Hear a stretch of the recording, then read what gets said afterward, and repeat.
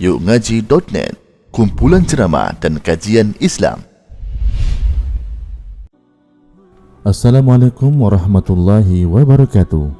Alhamdulillahirrabbilalamin. Assalatu wassalamu ala ashrafil anbiya'i wal mursalin wa ala alihi wa ashabihi ajma'in, amma ba'd.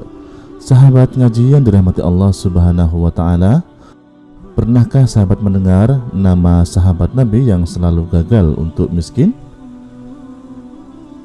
Kalau kita mendengar orang yang gagal kaya, maka hal tersebut bukan asing di telinga kita. Tetapi ini adalah orang yang selalu gagal miskin.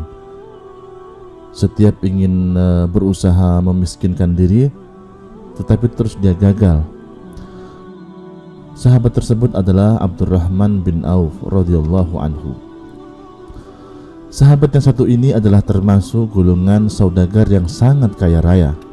Pernah suatu hari ketika para sahabat berkumpul, Abdurrahman bin Auf mendengarkan sabda Rasulullah SAW bahwa kelak setelah dibangkitkan dan dihitung perbuatan manusia semasa hidup, orang yang kaya akan lebih lama menjalani perhitungan amal dibandingkan orang yang miskin, dan saya sungguh bersama orang-orang fakir dan miskin.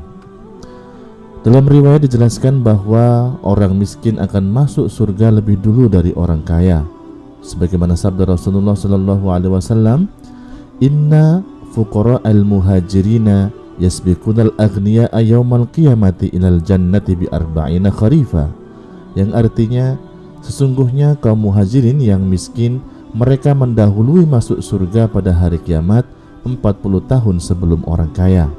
Hadis riwayat Ahmad, Muslim dan Ibnu Hibban. Sejenak Abdurrahman bin Auf merenung dan berkata dalam hati, saya tidak mau berlama-lama saat yaumul hisab karena kekayaan yang saya miliki. Abdurrahman bin Auf mengangkat tangan lantas berdoa, Ya Allah, jadikanlah hambamu ini orang yang miskin agar kelak dapat selalu bersama Rasulullah SAW. Ketika berita tentang para sahabat yang mau berhijrah ke kota Madinah sampai ke Abdurrahman bin Auf, sontak banyak harta bendanya dihibahkan kepada mereka yang akan berhijrah.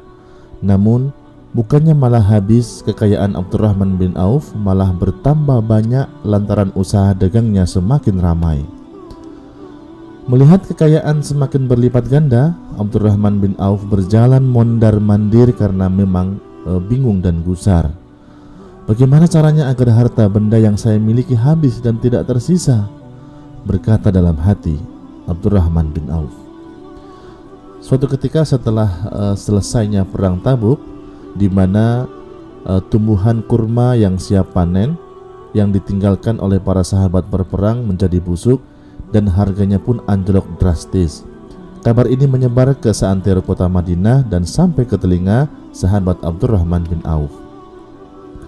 Mendengar kabar tersebut, Abdurrahman bin Auf menjual semua harta bendanya, kemudian membuat pengumuman yang isinya semua penduduk kota Madinah yang buah kurmanya busuk akan dibeli sesuai dengan harga buah kurma yang normal. Sejurus kemudian warga kota Madinah berbondong-bondong menjual kurma busuk mereka ke tempat Abdurrahman bin Auf. Semua kurma yang busuk warga kota Madinah dibeli oleh Abdurrahman bin Auf. Hartanya pun habis tanpa sisa dan jatuh miskin. Lantas berkata dalam hati, Alhamdulillah, doaku dikabulkan oleh Allah subhanahu wa ta'ala.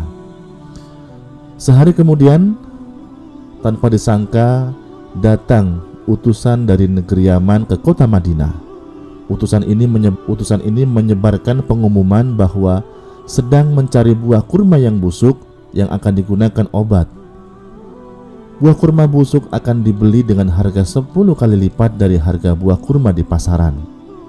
Penduduk negeri Yaman sedang dilanda wabah penyakit aneh.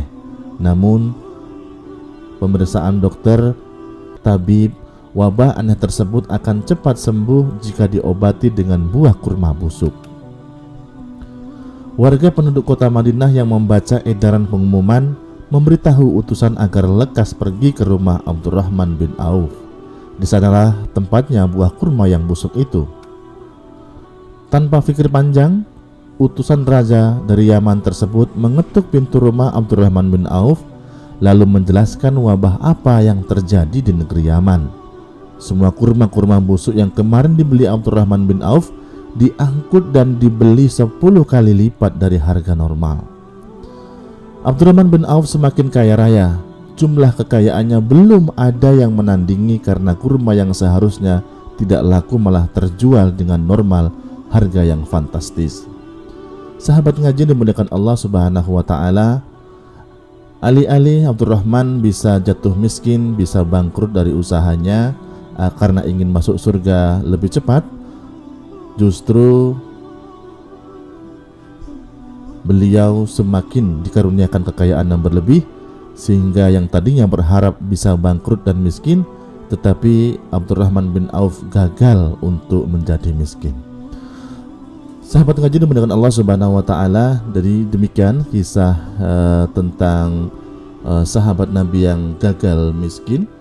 Ya, mudah-mudahan ini menginspirasi kepada kita semua bahwa memang benar bagi mereka yang memiliki karunia harta yang berlebih akan dihisapnya jauh lebih lama dibandingkan orang yang miskin. Dalam sebuah riwayat Rasulullah Shallallahu Alaihi Wasallam bersabda, "Yadkhulul fuqara'ul muslimin al jannata qabla aghniyaihim binisfi yaumin wa huwa 500 amin." Orang muslim yang miskin akan masuk surga sebelum orang muslim yang kaya dengan selisih setengah hari, yang itu setara dengan 500 tahun. Hadis riwayat Ahmad, Turmudi dan dihasankan oleh Su'aib al-Arnaud. Demikian sebagai penutup, mudah-mudahan bermanfaat. Mohon maaf atas segala kekurangan. Assalamualaikum warahmatullahi wabarakatuh.